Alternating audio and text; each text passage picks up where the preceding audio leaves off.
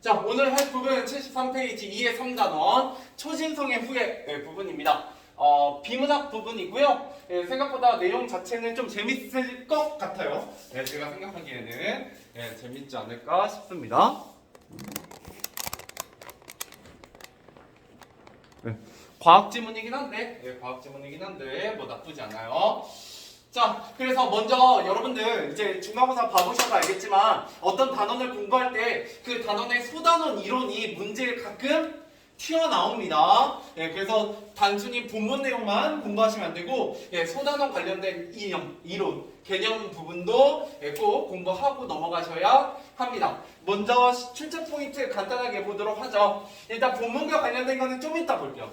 본문과 관련된 거는 우리가 어차피 글을 좀 읽고 나서 봐야 되니까요. 자, 그래서 밑에 살펴보기 전에 제목 먼저 보죠. 자, 독서과정을 성찰하며 책 읽기라고 되어 있어요. 그럼 여기서 여러분들이 포인트로 잡으셔야 되는 건 독서과정에 대한 얘기를 하겠구나 라고 보시면 됩니다. 독서과정. 독서과정이라는 건 뭐냐라고 했을 때 이 밑에 간단하게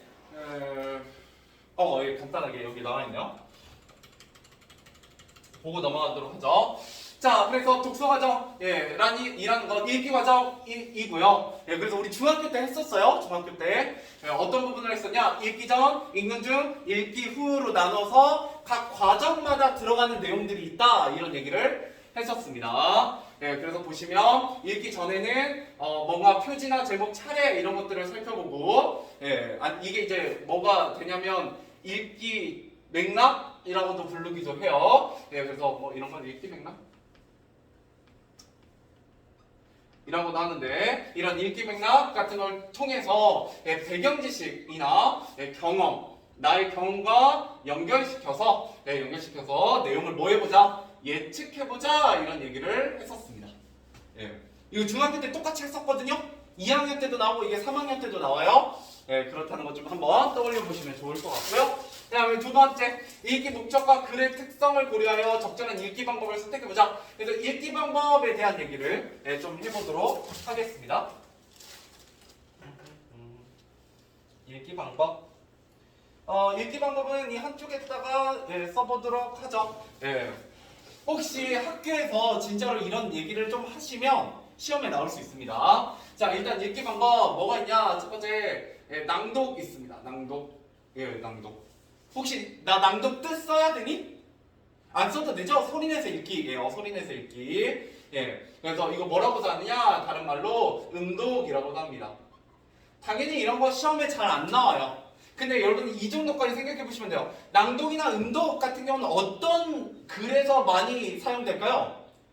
그렇죠. 시죠. 운율이 있는 시 같은 걸 읽을 때 우리가 낭독이나 음독을 한다. 실제로 불과 한 100년 전까지만 해도 실제로 시인은요. 시를 발표하잖아요. 그러면 사람들 모아놓고 낭독회를 했어요.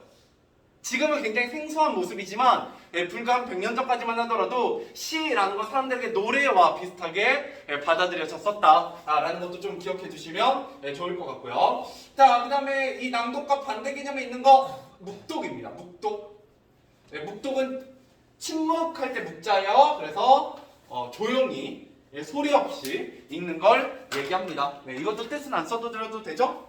자, 그 다음에 두 번째 또 뭐가 있냐라고 했을 때 속도에 따라 나누게 되면 정독이 있습니다. 정독. 정독. 자, 정독의 키워드는 자세히 읽는다라는 게 나오면 보통 정독이에요. 여기부터 조금 구분하실 수 있으셔야 되거든요. 이것도 일부 학교에서는 가르친 적이 있어요. 교과서에서. 자, 정독 다음에 조금 어려운 거 미독. 이때 미자가 만미자 뭐 이런 의미를 가지고 있어요. 그래서 이거는 음미하다, 헤아리다. 음미하며 헤아리며 읽는다라고 나오면 미독입니다. 이런 말은 처음 들어보죠? 그래서 이런 처음 듣는 말 좀 알고 계셔야 돼요. 여러분들 그 서술형이나 단답형 같은 거 푸시면서 가끔 느끼셨을 거예요. 여기서는 뭐가 나올까 싶었는데 이런 엉뚱한 거에서 가끔 한 번씩 나오거든요. 여러분들 그러면 되게 당혹스러워요. 그렇기 때문에 이런 거 잘 봐주셔야 되고 그 다음에 숙독입니다. 숙독. 숙독. 이거는 생각하면서 생각하면서 읽기.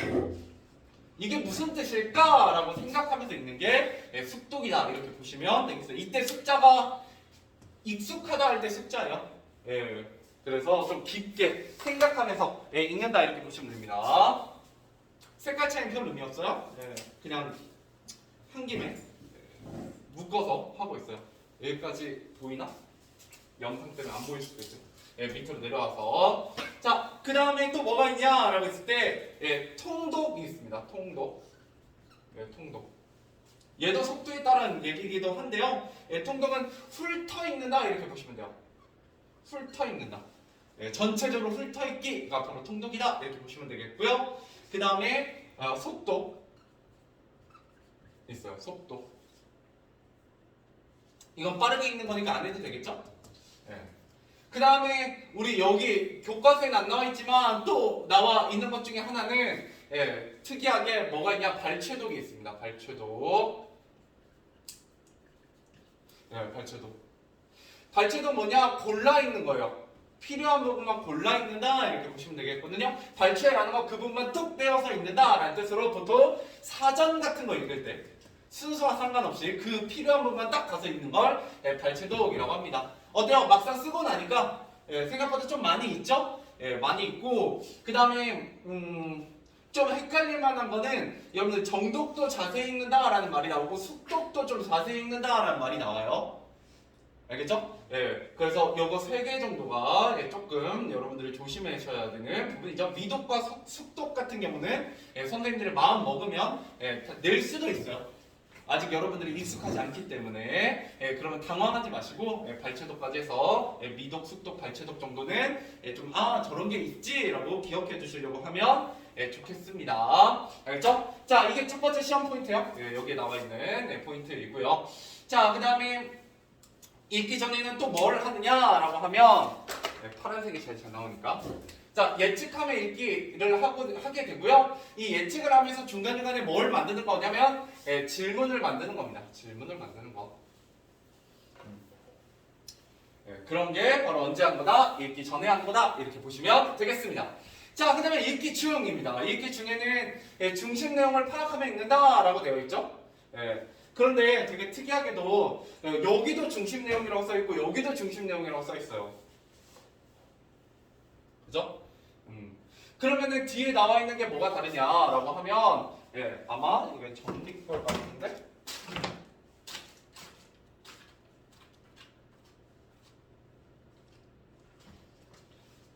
그죠?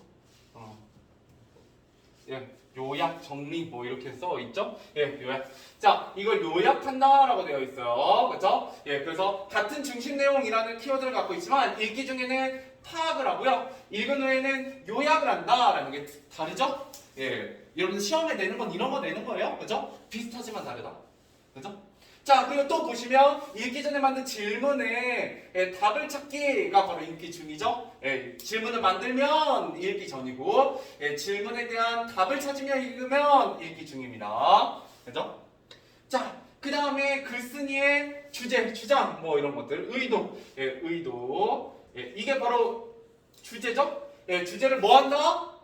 추론한다 라고 되어 있어. 추론한다. 추론한다는 거 뭐예요? 아직 이거 안다 모른다. 모른다. 아직은 잘 모르지만 아마 이런 방향의 의도이지 않을까? 이런 글이지 않을까? 중간중간에 추측하면서 읽는 거예요. 자, 그런데 여긴 안 나오네. 여기서는 뭐 하게 되냐? 글쓴이의 의도를 파악하게 됩니다.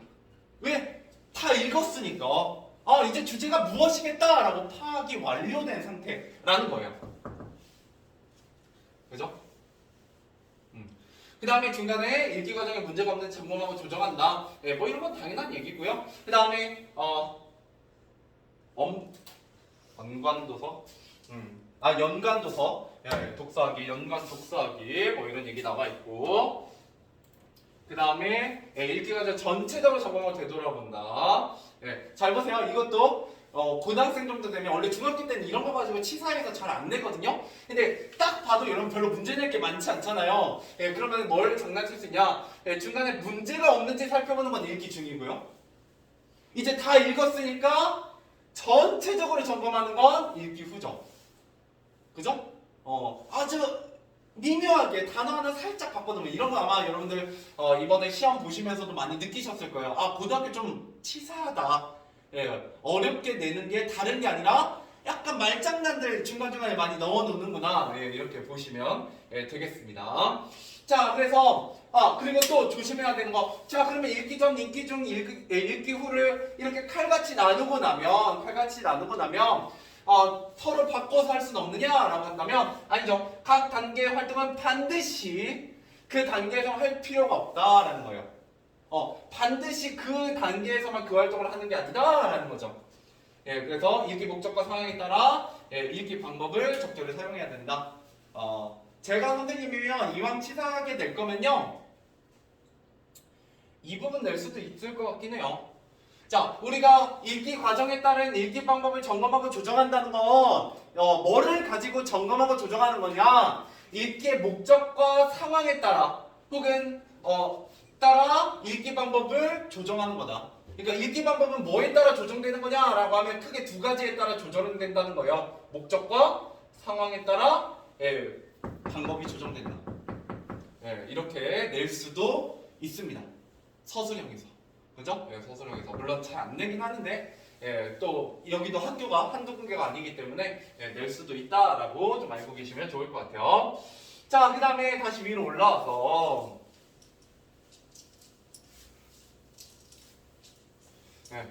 자, 그러면 읽기 과정을 점검하려면 뭐 특성과 무엇을 고려해야 되느냐라고 한다면 당연히 목적을 고려해야 됩니다. 그렇죠? 목적과 글의 특성에 따라 우리가 읽기 방법을 조정하게 된다. 이렇게 보시면 되겠고요. 여기서 글의 특성이라는 건 설명문이냐, 주장하는 글이냐, 수필이냐 뭐 이런 거에 따라서 읽기 방법이 달라진다라는 거예요. 그 다음에 가끔 여러분들이 이제 놓치시는 것 중에 하나가 얘가 단답형으로 잘 나옵니다. 얘는 단답형으로 좀 잘 나오는 부분이요. 사회적 상호작용. 사회적 상호작용. 자, 사회적 상호작용이라는 건 뭐냐? 다 읽은 후에 이 글이 독자에게 어떤 영향을 미치느냐에 대해서 고민해 본다는 건데, 그건 바로 여기에 나와 있는 부분입니다. 여기 있죠? 자신의 삶과 연관지어 생각해 본다. 이게 바로 뭐예요? 사회적 상호작용이야.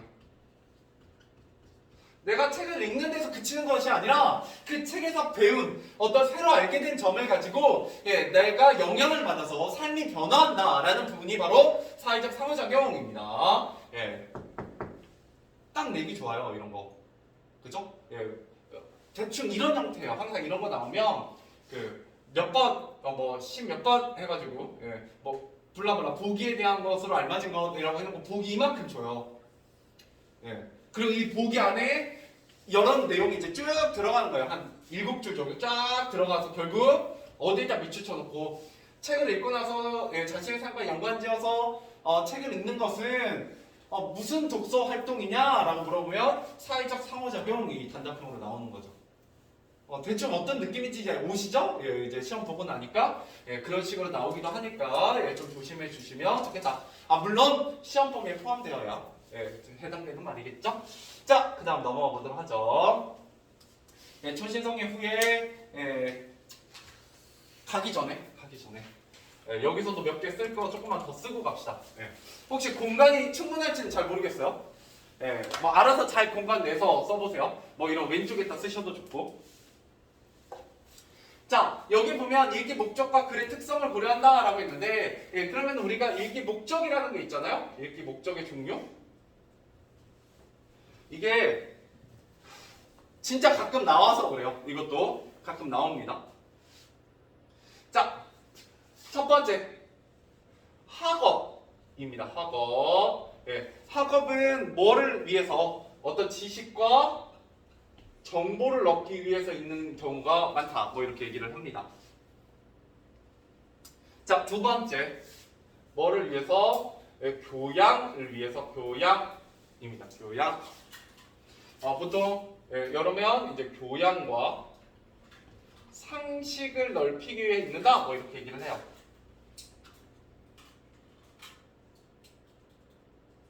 그렇죠? 예. 실제로 이런 부분은 우리가 좀 어려운 문제 풀 때는 안 나와요. 근데 학교 시험에서 가끔 튀어나와요. 예, 그래서 그냥 들어 놓으시면 나쁠 건 없습니다. 자, 세 번째, 예, 여가입니다. 여가. 예, 여가는 뭐 안 써셔도 되죠? 예, 휴식을 위해서. 자, 그 다음에 네 번째. 맨날 나오다 마라. 자, 네 번째 또 뭐가 있냐라고 한다면, 네 번째는 진로 탐색입니다. 진로 탐색. 네, 진로 탐색을 위해서 읽기도 한다. 네. 근데 여러분들 생각해보세요. 읽기 목적 이런 거 나왔을 때 학업, 나쁘지 않아. 교양, 나쁘지 않아. 여가, 그렇지. 진로 탐색 이러면 조금 이상하게 느낄 수 있어. 다른 거랑 막 섞어 놓으면, 그죠? 네, 조심하셔야 되는 부분이고. 네, 다섯 번째, 이게 더 이상해요. 인간관계. 네. 인간관계를 위한 독서도 있대요. 그렇지. 봐봐요. 이게 목적이라고 안 배워놓으면 인간관계 나오면 신나게 고른다니까? 야, 이거 누가 봐도 이게 정답이구나. 아, 선생님 날 너무 무시하셨네 하고 이거 골라요. 그리고 나중에 정답 보면 틀리죠. 그러고 나서 이게 왜 오답이지? 하고 나중에 책을 잘 들춰보면 인간관계 써있어. 알겠죠? 예, 이런 부분들 있고요. 마지막 여섯 번째, 직무입니다. 직무. 직무는 일이에요. 일. 예, 어떤 일을 잘하기 위한 직업 수행에 필요한 기술입니다. 직업 기술. 이 직무는 여러분들이 직무라는 말을 많이 못 들어보셨으니까 직업 기술을 갈고 닦기 위해서 읽기도 한다. 그리고 시험 문제 어떻게 내냐면요. 가끔 진짜 좀 이상한 선생님들이 학업, 교양, 진로 탐색, 인간관계 4개 넣어놓고 하나를 그럴듯한 거 넣어놔요. 그럴듯한 거. 예. 그래서 아니 선생님 그 나머지 하나가 뭘 예로 들어야 될지 잘 모르겠으나 그거 아무리 읽어도 얘가 독서할 때 나쁘지 않아. 공부가 될 것 같아 그런 게. 근데 왜 오답이 되는 거예요? 책에 안 나와 있으니까. 이게 내신 문제는 이렇게 돼요. 내신 문제는 그래서 여러분들 진로 탐색, 인간관계, 직무, 그죠? 나머지 3개는 뭐 크게 문제는 없으니까 조금 공부해 두시면 좋을 것 같습니다. 좀 조심하시고요. 자, 그 다음에 어디 보자. 뭐 또 내가 일단 넘어가서 그 다음 페이지에 좀 써놓을 걸 또 써보도록 하죠. 자, 초신성의 후에 가보도록 하겠습니다. 초신성의 후에. 자, 초신성의 후에 부분에 이제 글을 시작하기 전에요. 글을 시작하기 전에 여러분들이 조금 알고 계셔야 되는 거 몇 가지 적어보도록 하죠. 일단은 여기에 공간이 좀 있으니까요. 먼저 본문에 대한 얘기 먼저 해보도록 할게요. 본문에 대한 얘기. 초신성 후에 개관 먼저 해봅시다. 개관. 그래서 초신성 후에란 어떤 글이냐라고 했을 때 여러분 이런 것들을 공부하셔야 된다라고 보시면 돼요. 자, 먼저 첫 번째 갈래입니다. 갈래. 이거 뭐에 대한 얘기 할 거라고요? 초신성에 대한 얘기 할 거고요. 원소 얘기 나와요. 뭐 수소, 헬륨, 막 이런 무거운 원자, 가벼운 원자, 막 이런 얘기 나오기 시작합니다. 그럼 과학 얘기잖아요? 그럼 무슨 글이냐? 보통 여러분 중학교 때 과학 얘기 나오면 다 무슨 얘기야? 보통 설명문이에요. 보통은. 근데 얘는 무슨 글이다? 수필입니다. 이제 수필의 특징은 안 해도 되죠? 수필의 특징 제가 몇 번 했으니까 앞서서 일단 넘어가 보도록 할게요. 나중에 시험 기간 때 혹시 필요하면 좀 정리해드리도록 할게요. 먼저 얘가 수필이구나. 근데 과학 얘기 나오네. 직접 경험한 건 아닐 거 아니에요. 그죠? 자기의 직접적 경험은 아니지만 아무튼 수필이다라는 거 좀 보시면 좋겠고요. 그 다음에 성격에서 여러분 챙겨가셔야 되는 건 크게 2가지 정도가 돼요. 하나는 이 글의 소단원에서 볼 수 있듯이 뭐하는 글이다? 성찰하는 글입니다. 성찰. 성찰이 잘 드러나고요. 그 다음에 사색적인 글이에요. 사색적이다라는 건 뭐냐면 개인의 어떤 생각 같은 게 잘 녹아있다 이렇게 보시면 되겠습니다. 자, 그 다음에 이 글은 뭐를 얘기하는 글이냐라고 한다면 초신성의 폭발과 원소들의 생성 과정이요. 초신성의 폭발과 그 다음에 원소들의 생성 과정.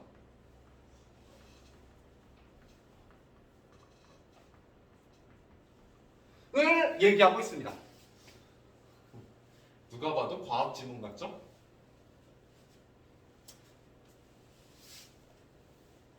이렇게 해서 근데 주제는 뭐냐? 이 글은 이런 내용으로 시작하는데요. 결국 끝에 가서 말하고자 하는 건 이런 거예요. 우리의 삶과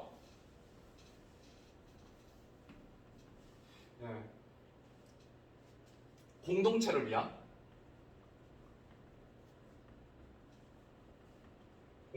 위한 나눔과 사회 환원의 가치입니다. 이렇게. 그죠? 자, 이러고 나면 여러분들이 고민하셔야 되는 게 하나 있어요. 이렇게 쓰고 나면 일단 쓰시고 바쁘시니까 쓰느라.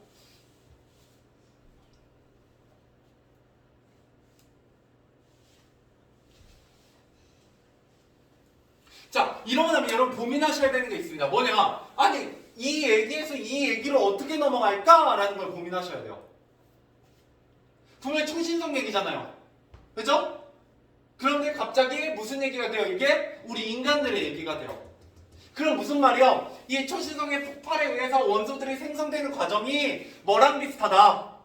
우리 열심히 우리들이 돈 벌어가지고 뭐 하는 과정과 나누고 사회 환원하는 것과 초신성의 폭발이 어떻다? 비슷하다. 우리 이거를 얘기한 적이 있는데 이런 과정을 뭐라고 한다? A랑 B가 비슷한 걸 가지고 얘기하는 걸 우리가 유추라고 합니다. 이건 빨간색 의미가 있어요. 유추의 과정을 통해서 이 얘기가 이 얘기로 확장되게 됩니다.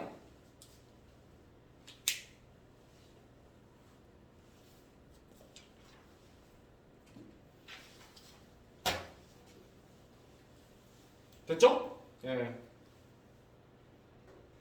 유추는 너네 이제 위에 공간 다 썼지 거의. 그 유추는 제가 좀 이따 뒤에서 본문에서 나오면 그 부분이 딱 나오면 밑줄 긋고 한 번 더 써드리도록 할게요. 자, 일단 이거 좀 중요하게 다루는 부분이다 이렇게 보시면 될 것 같고요. 그 다음에 여러분들이 여기서 꼭 공부하셔야 되는 포인트가 뭐가 있냐라고 하면 그건 이제 본문 하면서 하자. 그 다음에 혹시 공간이 좀 남으셨으면 혹시 여기에다 쓰시면은 여기에다 쓰시고요. 여기에다 쓰시면 여기에다 쓰시면 되지 않을까 싶어요. 몇 가지 좀 적어보도록 하죠. 또 이 정도만 알면 될 것 같고. 자, 이번에 뭐 하고 넘어갈 거냐면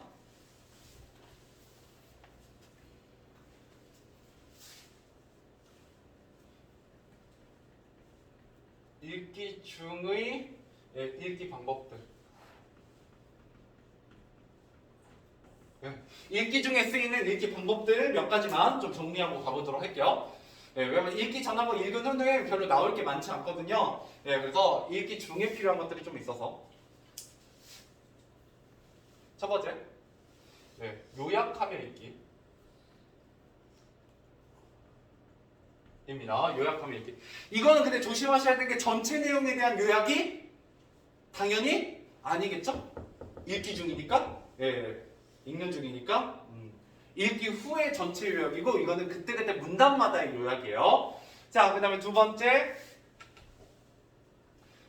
내 말로 바꿔가며 읽기. 이런 것들이 있고 7개 있어요. 공간 활용 잘하세요. 자, 세 번째,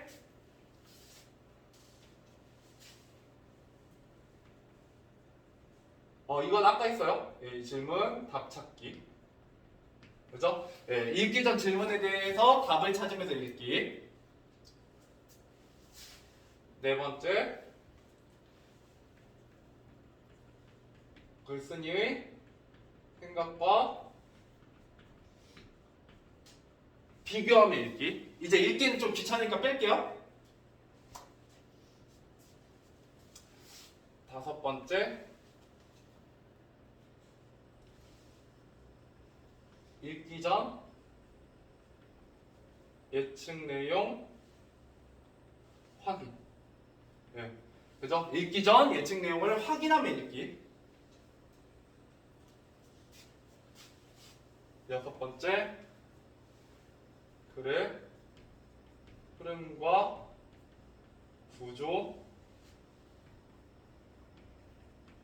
생각금을 마인드맵이야. 생각금을 로 정리.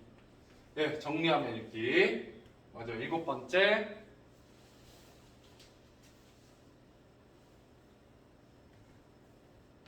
참고 자료나 사전 찾으며 읽기.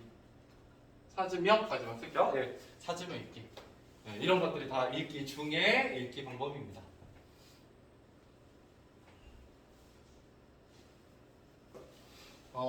참고로 제가 이렇게 추가로 써드리는 내용들을 학교에서 언급하시면 시험 문제 내려고 알려주시는 거예요. 예, 왜냐면 부분 내용하고 별로 상관이 없잖아요. 그죠? 예, 그래서 이런 부분 나오면 센스 있게 저런 거 내시려고 지금 얘기하시는 거구나. 칠판에 괜히 정리해 주시네. 그러면은 나는 좀 더 기억을 해놔야지 이렇게 생각하시면 되고요. 예, 반대로 학교에서 별말 없이 그냥 지나가면 저건 잘 안 나오나 보다 라고 생각하시면 되는 내용입니다. 됐죠? 자, 이제 본문 읽고 한번 마무리 해보도록 하죠. 예, 본문 얼마 안 돼요. 자, 가보도록 하겠습니다. 지워도 되지? 예. 자, 가보도록 하겠습니다. 학생은 박씨군요. 그 본은 어딥니까? 여러분 본 적이 뭔지 알죠? 예, 저는 신씨거든요. 예, 근데 고령 신씨예요. 이게 본적입니다. 예, 아니면 이제 보통 여러분들 주민등록 초본을 떼시면 예, 본적이 나와요. 예, 저는 군산시 해망동으로 나오거든요. 예, 아버지 본적이 그쪽에 있으셔서 자, 그래서 본은 땡땡입니다. 본이 어디라고요? 땡땡입니다. 본이 어디입니까? 내가 세 번째 같은 질문하죠? 학생이 오리분절해요. 고령신씨라고 얘기했는데 왜 계속 질문하지? 네, 이렇게 하면서 이야기를 시작하고 있습니다.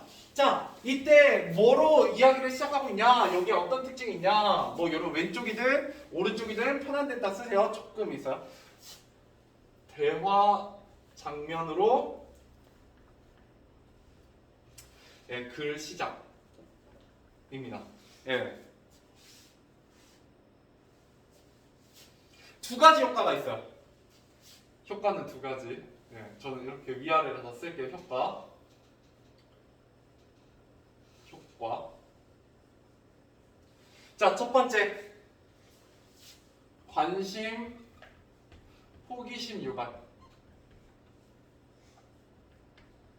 예, 관심과 호기심을 유발해요. 뭔 얘기지 이게? 이렇게 생각하게 된다는 거예요.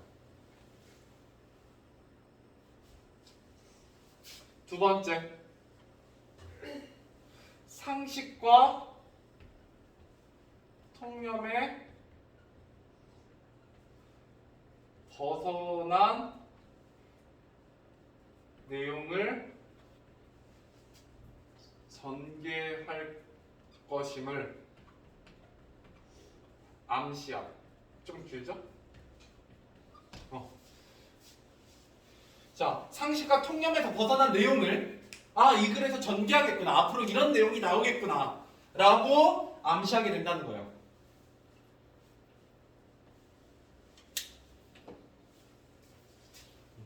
특히 이 글에서는 통념이라는 키워드가 중심 키워드가 될 수 있습니다. 네. 통념이란 뭐냐? 좋아요. 중앙중. 혹시 어디 중앙중 나왔어? 진포. 좋아요. 진포하고 중앙중은 3학년 1학기 때 실수라는 글이 있었어요. 그 스님한테 막 빚 빌리고. 예, 예. 그 다음에 뭐 그 곽희원이라는 사람이 막 아내한테 편지 빈 거 보냈다가 아내가 나를 너무 좋아해가지고 너무 그리워서 말로 할 수 없어서 빈 편지를 보냈나 보다 뭐 이런 얘기 했던 적이 있거든요. 예, 물론 성중이나 다른 중학교 분들은 좀 죄송하지만 자 거기에서도 무슨 얘기를 했었냐면 원래 여러분들 실수를 한다는 건 긍정적인 일이에요, 부정적인 일이에요? 부정적이잖아요. 여러분들 평소에 실수하면 욕먹죠. 저도 그렇고. 예, 그런데 그 글에서는 일반적으로 부정적으로 여겨지는 실수를 어떻게 바라보고 있다? 긍정적으로. 이게 바로 뭐다? 일반적인 통념을 부정하는 거예요. 여기까지 이해되세요? 그러니까 일반적 통념이라는 건 뭐냐? 모든 사람들이 그렇게 생각하는 편견이에요. 고정관념.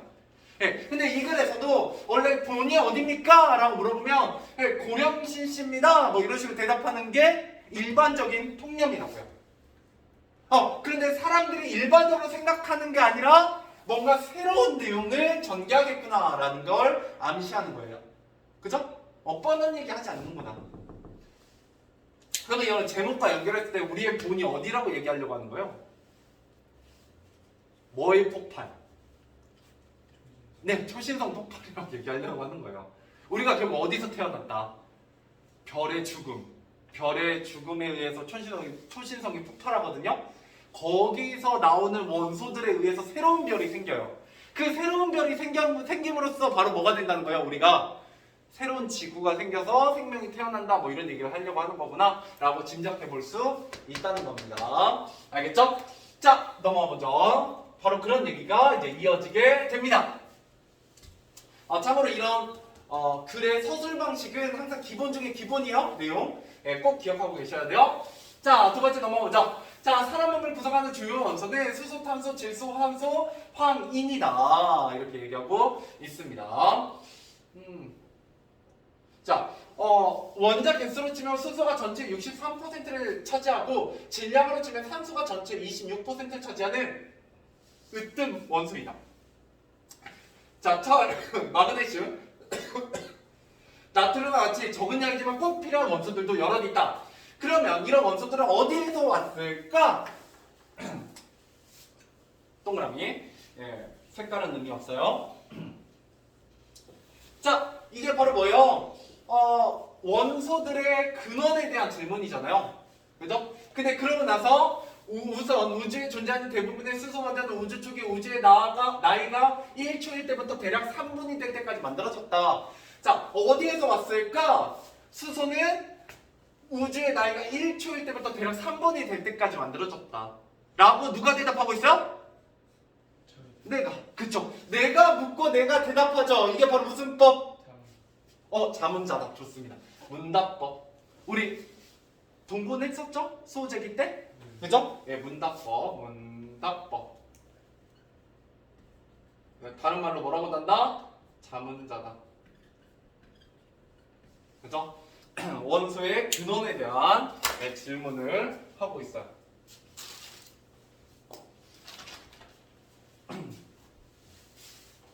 자, 계속해서 가보죠. 자, 빅뱅 이론을 정립한 조지 가모 교수는 뜨거운 초기 우주에서 작은 입자들이 고속으로 만나 어떻게 수소와 헬륨 원자핵을 최초로 만들었는지를 밝혀내었다. 뭐 이런 얘기를 하고 있네요.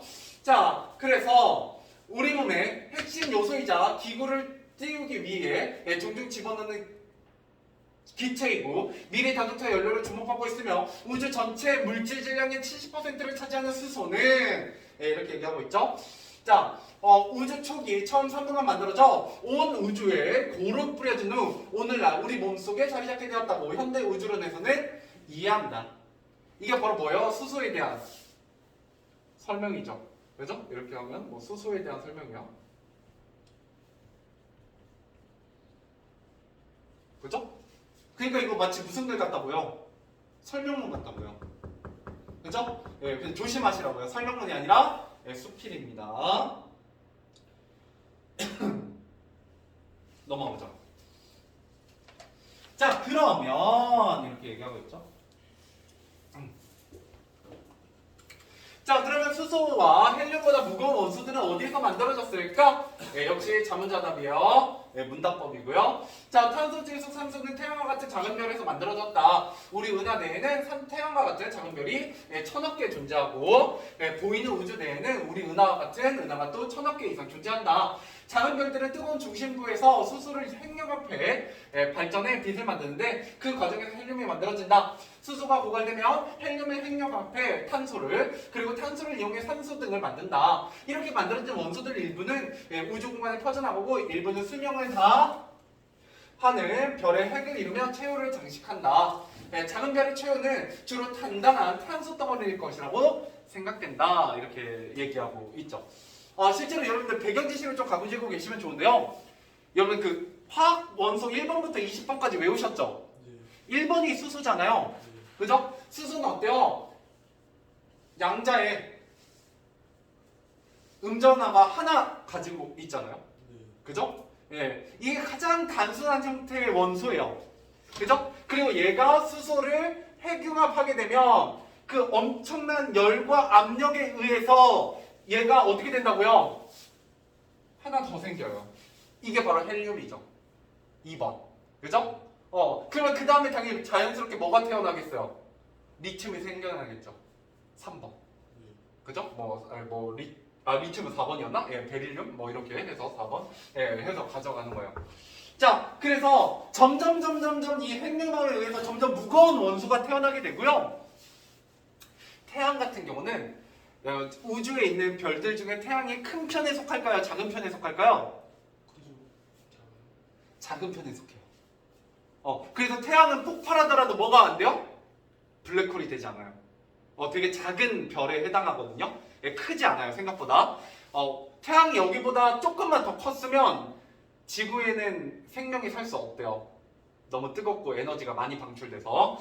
아무튼 그런데 그래서 태양 같은 경우가 바로 뭘 만드는? 보통 산소와 탄소 정도를 만드는. 산소가 6번, 산소가 8번, 그죠? 탄소가 6번이잖아요. C, O 뭐 이렇게 해서 만들어내고요. 마지막쯤에 핵융합을 다 하면 탄소만 남는데요. 그래서 그 태양 말고 지구에 가장 핵 가까운 데에 있는 게 바로 뭐예요? 탄소들이요. 철 뭐 이런 것들 만들어지게 된다. 뭐 이렇게 얘기를 합니다. 자, 그래서 다이아몬드를 각별히 좋아하는 사람들은 죽은 별을 탐사해보길 원한다. 왜? 탄소가 일정한 형태로 결합하게 되면 그게 바로 뭐가 되니까? 다이아몬드가 되죠.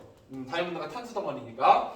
자, 다만 중력이 워낙 세어서 일단 착륙 후 다시 돌아오는 것은 거의 불가능하므로 그냥 그곳에서 다이아몬드와 함께 평생 살아야 한다는 점을 미리 알고 탐사에 나서야 한다. 뭐 이렇게 얘기하고 있네요. 그죠? 자, 그래서 산소보다 더 무거운 황인, 마그네슘, 철 등은 태양보다 대략 10배 이상 무거운 별에서 만들어졌다. 무슨 말이에요? 태양은 반대로 황인, 마그네슘, 철을 생산하기에는 너무 가볍다는 거죠. 너무 작은 별이라는 거예요. 자, 이런 무거운 별들은 작은 별들보다 짧고 굵은 삶을 산다. 대신에 태양은 오래 살아요. 자기 거 그 수소 에너지 태우는데 오래 걸리거든요. 별이 작아서. 자, 작은 별들이 100억 년 가까이 살 수 있는 것에 비해 큰 별들은 1000만 년 정도로 짧게 살지만 워낙 내부가 고온으로 올라가기 때문에 산소보다 무거운 원소들도 연료로 쓸 수 있고 그래서 훨씬 다양한 핵융합을 통해 다양한 무거운 원소들을 만든다. 철을 만든 후 무거운 별들은 초신성 폭발을 한다. 드디어 이제 무슨 얘기 하려고 하는 거예요? 이게 이제 핵심 내용이 되겠죠? 그 다음에 나오는 초신성 폭발. 그 전에 뭐 하나 빼먹은 거 있어서 밑줄 쳐 보도록 하죠. 여기네요. 밑줄 이렇게.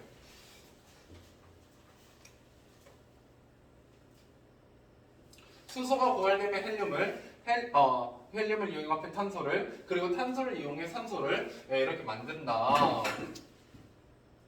그렇죠?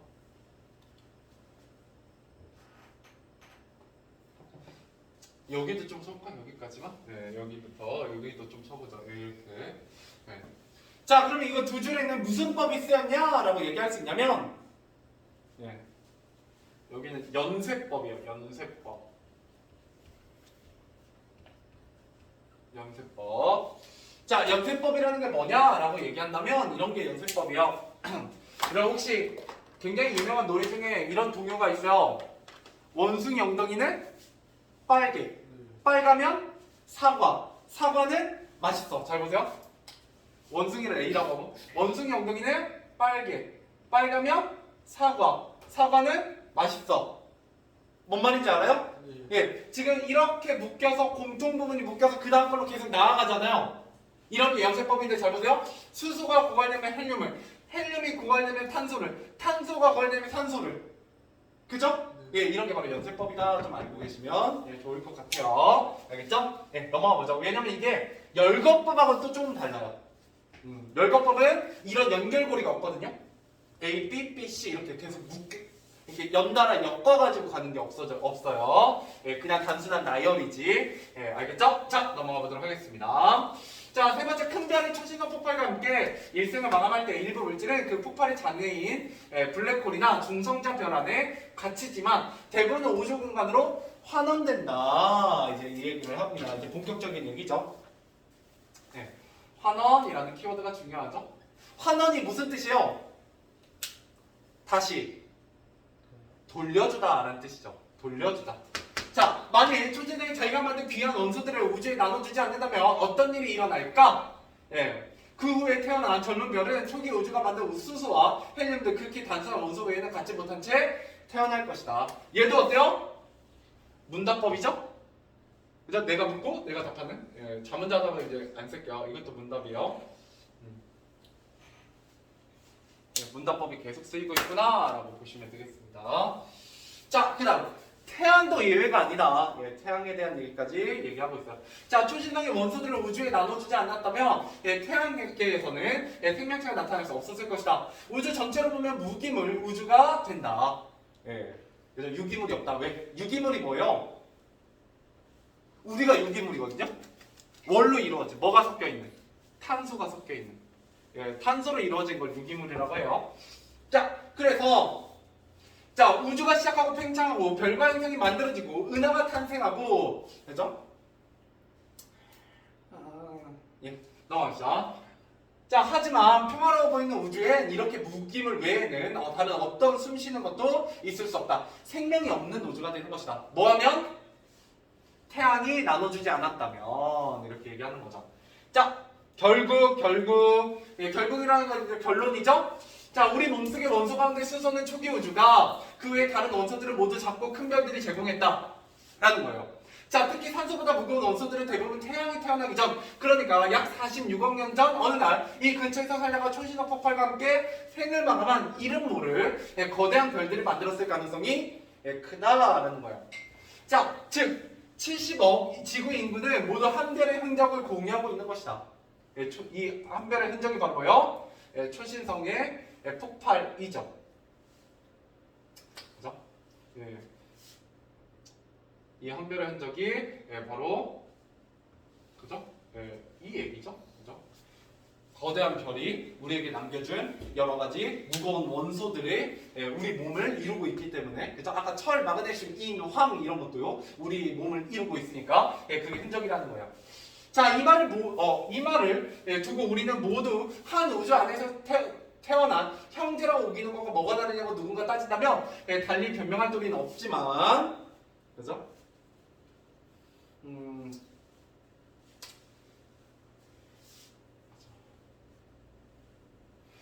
그래도 신기하지 않는가? 자, 없지만 이거는 예상 가능한 반론 이고요. 예상 가능한 반론. 야, 그렇게 뇌절이지 않니? 라고 물어본다면 뇌절 맞아 라고 얘기할 수밖에 없다는 거예요. 그죠? 이 반론에 대해서 인정하고 있어요. 그죠? 나름대로 인정하고 있고요. 자, 그래도 신기하지 않은가? 라고 묻고 있죠. 자, 이건 무슨 법? 서리법. 그렇지. 서리법이에요. 신기하다라는 얘기죠. 신기하다라는 건 의문형을 통해서 대답을 요구하지 않는 질문을 통해 강조하고 있어요. 자기의 의미를. 그래서 우리 몸의 구성 요소를 이렇게 살펴볼 수 있다는 것이 여기 또 무슨 법이 쓰였을까? 찾을 수 있나? 이런 거 찾는 게 이제 여러분들 계속 고등학생이 되는 과정이에요. 자, 그래도 신기하지 않은가? 우리 몸의 구성 요소를 이렇게 살펴볼 수 있다는 것이. 문장의 순서가 어때? 네, 이런 걸 뭐라 불러요? 도치법. 그죠? 예, 위치 바꾸는 걸 도치법이라고 합니다. 예, 이 문장과 이 문장. 그치? 자, 그래서 이렇게 보시면 될 것 같아요. 자, 그 다음에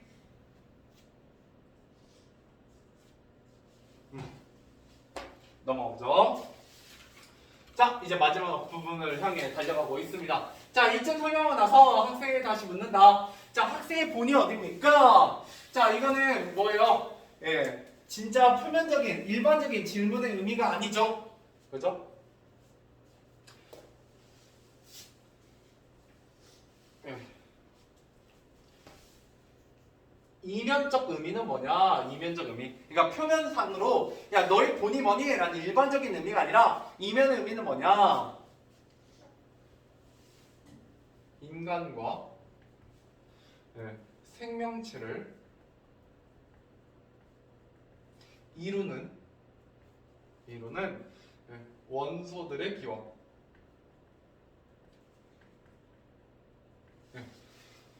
자, 야, 인간과 생명체를 이루는 원소들의 기원이 뭐니? 라고 묻는 걸 학생의 본은 어딥니까? 라는 질문을 통해서 하고 있는 거죠. 실제로는. 그러니까 이제 지혜로운 우리 학생 곧 수줍게 대답한다. 초신성입니다. 라고 얘기하게 되는 거죠. 초신성 덕분에, 초신성의 폭발 덕분에 우리 이런 지구에 있는 70억 인구도 혹은 그 외에 많은 생명체들이 살고 있다라는 거예요. 자, 그러고 나면 드디어 이제 뭐가 나오냐? 우리 사회에도 라고 얘기하고 있죠.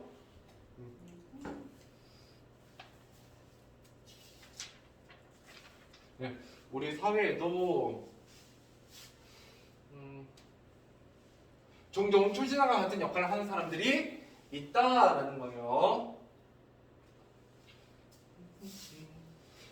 초신성과 같은 역할을 하는 사람들, 그렇죠?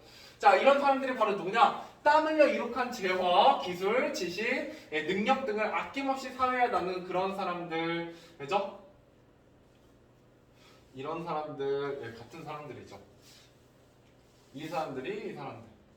그렇죠? 자, 그래서 이런 사람들을 긍정적으로 바라보고 뭐 하고 있다? 초신성에 비유하고 있죠. 자, 태양이 태어나기도 전에 그 큰 별들이 우리에게 줬던 환원했던 것이 바로 뭐다? 이런 사람들이 나눔이다라는 거죠. 환원이 곧 나눔이에요. 그죠? 얘가 뭐랑 비슷하다? 초신성 8의 환원과 나눔이 비슷하다라는 거죠. 그래서 수많은 다른 사람들을 살리기도 한다. 자연의 섭리가 자연의 섭리가 인간 사회와 닮은 예 가운데 하나이다. 이게 바로 뭐냐면 유추입니다. 야, 자연의 섭리, 그러니까 초신성의 폭발하고 인간 사회에서의 나눔하고 굉장히 비슷하더라라고 얘기하고 있는 거예요.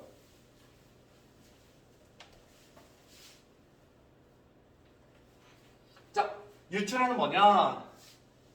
대상을, 내가 설명하고자 하는 대상을 유사한 다른 대상에 기초하여 설명하는 방식.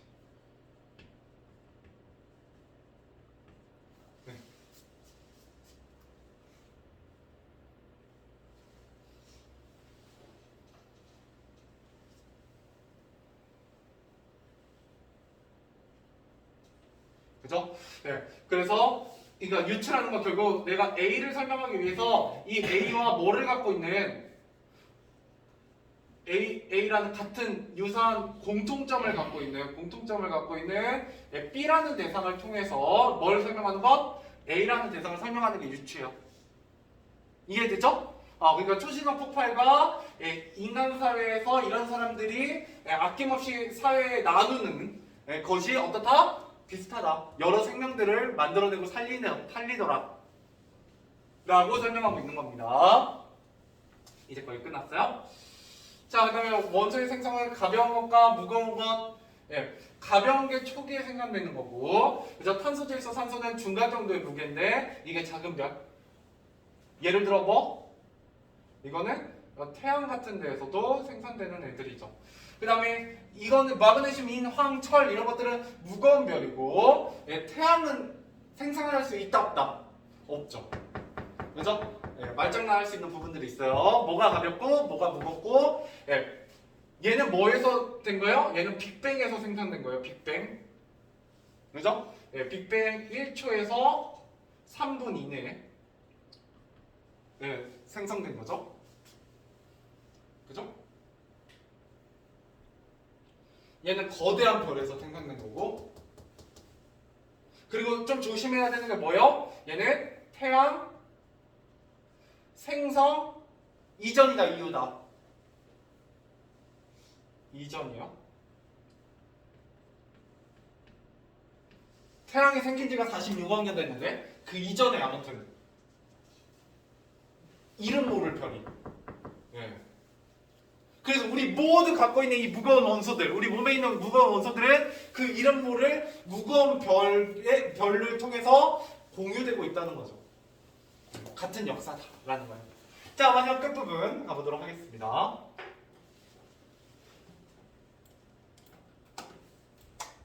결론. 자, 언젠가 우리 대학교에서 강사로 오신 한 연사께서 강의를 다음과 같이 시작하셨다고 한다. 자, 여기 앉아 계신 여러분이 아무것도 안 하고 산다면 여러분 평생 5,000명의 노동에 기대어 살 가능성이 큽니다. 하지만 여러분 열심히 살면 오히려 5,000명을 먹이는 삶의 가능성이 크죠. 여러분 어떤 삶을 살겠습니까? 이건 뭐요? 진짜 질문이죠? 얘는 문답법 아니에요. 그리고 여기서 뭐 하고 있어요? 인용하고 있죠? 인용. 주제를 강조해요. 그럼 이때 이 주제는 뭐예요? 바람직한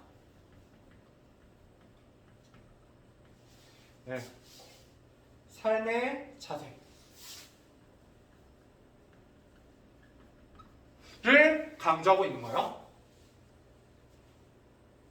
바람직한 삶의 자세.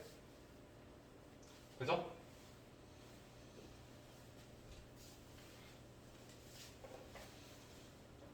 그죠? 그리고 나서 나는 이 이야기를 들을 때 우리도 꼭 초신성 같구나. 그러니까 어떻구나. 초신성과 우리가 유사하구나. 유추를 깨달았다는 거예요. 그리고 이 글을 쓰게 된 거죠. 라고 생각했다. 초신성이 출발해서 그런가? 초신성이 그저 폭발만 한다면 엄청난 충격을 일으켜 주변을 망가뜨리는 결과를 낳을 것이다. 하지만 초신성 그 폭발을 통해 중요한 원소들을 우주에 환원함으로써 오히려 우주에 생명의 씨앗을 뿌리게 되는 것이 아닌가. 그렇다라는 거예요. 이것도 서리법이고요. 자, 당신이 초신성처럼 살고 싶은가? 라고 물어보고 있죠. 얘는 서리법이고, 그래서 얘는 뭐예요? 얘도 서리법이에요. 그죠? 당신이 초신성처럼 살고 싶은가? 안 살고 싶은 사람 있겠어요? 없겠죠. 그러니까 이거는 독자에게 하는 질문인과 동시에 솔직히 대답이 필요 없는 질문이죠. 이렇게 살아라 라는 거예요. 초신성처럼 살아라. 초신성 같은 삶은 뭐예요? 다른 사람을 도와주는 삶이에요. 다른 사람을 도와주는 삶. 그죠? 그래서 마지막 끝부분의 핵심은 뭐다? 초신성으로 배울 수 있는 나눔의 가치. 이게 바로 바람직한 삶의 자세죠. 자, 그래서 초신성, 초신성과 같은 사람 해가지고 나와 있습니다. 자, 그 다음에 여러분들이 좀 챙겨가셔야 되는 게 추가로 있다면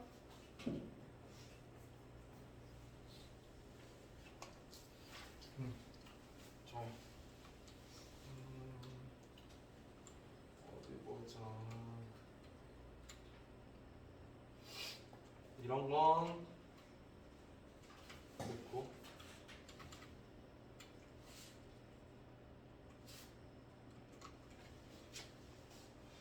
그 다음에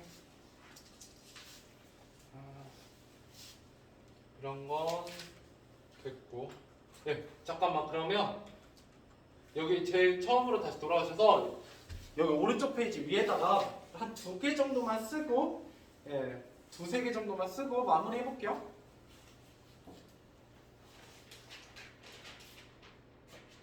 예. 자, 자, 이 그래도 여러분들 꼭 기억하셔야 되는 것 중에 하나는 문답법이 되게 많이 있어요. 문답법.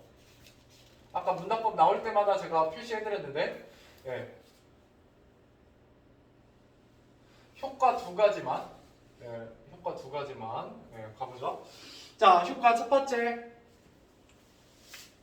단락별 화제 선명하게 제시한다. 선명 제시. 네, 좀 짧게 씁시다. 네.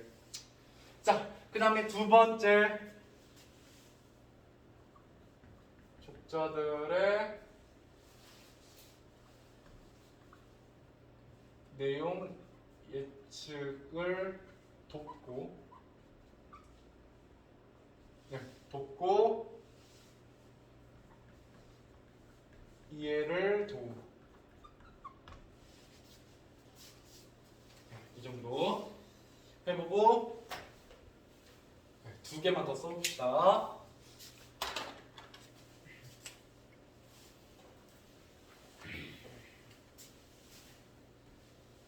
그 다음 인체를 이루는 주요 원소들의 종류. 종류 크게 3가지로 나눴었죠? 빅뱅 때 생산되는 수소와 헬륨, 그죠? 그 다음에 태양 같은 적당히 작은 별들을 생산할 수 있는 산소, 탄소. 마지막으로 태양이 생기기도 전에 무거운 별에서 생산되는 황, 인, 철, 마그네슘. 됐죠? 그래서 이런 종류. 이걸 얘는 뭐야? 무슨 방법이 쓰인 거야? 분류가 쓰인 거예요. 분류. 나눠서 얘기하고 있으니까. 자, 그냥 종류, 별의 특성 등을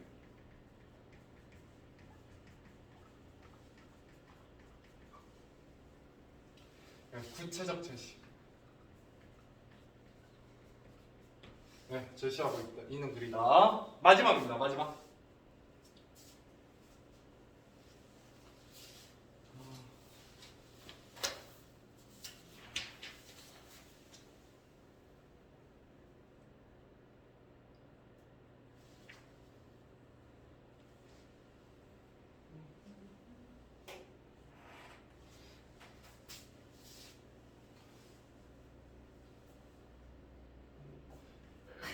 자칫는 주제를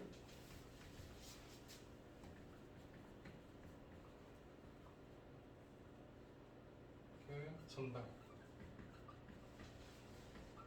이렇게 보시면 되겠네요.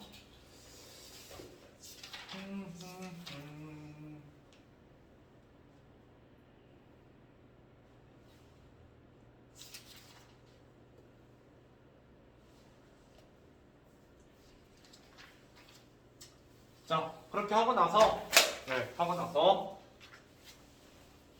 진짜 찐찐막 찐찐막 77페이지로 가보시죠. 77페이지 별로 할 건 없는데 여기 빈 공간 냈다가 77페이지 빈 공간 냈다가 진짜 찐찐막으로 마지막 개념 관련해서 하나만 적고 끝내도록 할게요.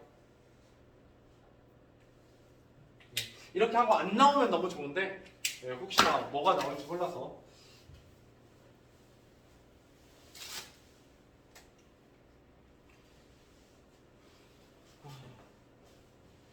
아닌가? 여기 나와 있나?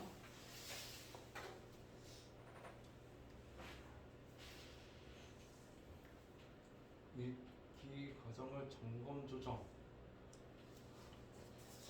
나와 있으면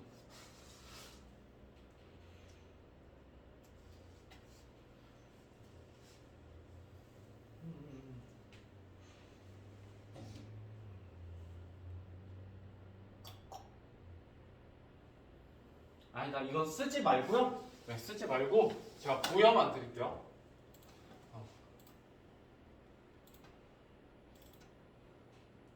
그러면 이게 그 쓰는 건 조금 에바일 것 같아. 네, 조금 그럴 것 같고 많이 썼으니까 오늘은 좀 쓸 게 많았죠? 네.